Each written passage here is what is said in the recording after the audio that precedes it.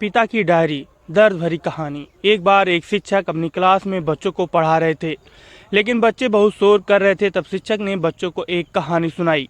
एक बार समुद्र के बीच एक बड़े जहाज पर भयानक दुर्घटना हो गई। कप्तान ने तुरंत जहाज को खाली करने का आदेश दिया। उस जहाज पर यात्रियों के साथ एक युवा दंपति भी सफर कर रहे थे।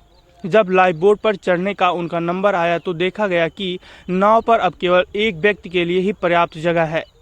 अब इस स्थिति में कुछ सोच विचार कर आदमी ने औरत को जोर से धक्का दिया और खुद उस नाव पर कूद गया।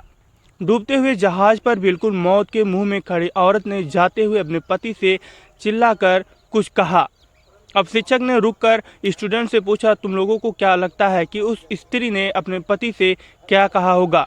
ज़्यादातर छात्र फौरन चिल्लाए। स्त्री ने कहा होगा, मैं तुमसे नफरत करती हूँ, धोखेबाज हो। शिक्षक ने देखा एक स्टूडेंट एकदम शांत बैठा हुआ था। शिक्षक ने उससे पूछा कि तुम बताओ, तुम्हें क्या लगता है? वो लड़का बोला, मुझे लगता है औरत ने कहा होगा, मेरे बेटे का बहुत ख्याल रखना। शिक्षक को बड़ा आश्चर्य हुआ। उन्होंने लड़के से पूछा, क्या तुमने ये कहानी पहले सुन रखी थी? लड़का बोला, जी नहीं, लेकिन यही बात बीमारी से मरती हुई मेरी माँ ने मेरे पिताजी से कही थी। शिक्षक दुखपूर्वक कहा, तुम्हारा उत्तर सही है। शिक्षक ने कहानी आगे बढ़ाई।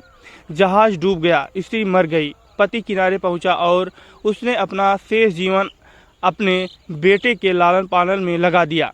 कई सालों बाद वो व्यक्ति मर गया तो एक दिन सफाई करते हुए उसकी डायरी लड़के को मिल गई।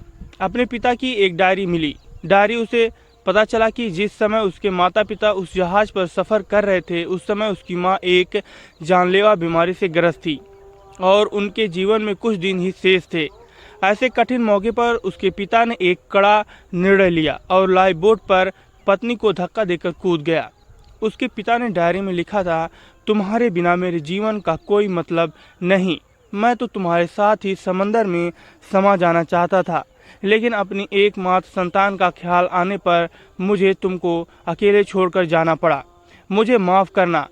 जब शिक्षक ने कहानी समाप्त की तो पूरे क्लास में खामोशी थी। दोस्तों, अगर यह कहानी आपको पसंद आए तो आप लाइक व शेयर करना ना भूलें। पूरी कहानी सुनने के लिए आपको बहुत बहुत धन्यवाद।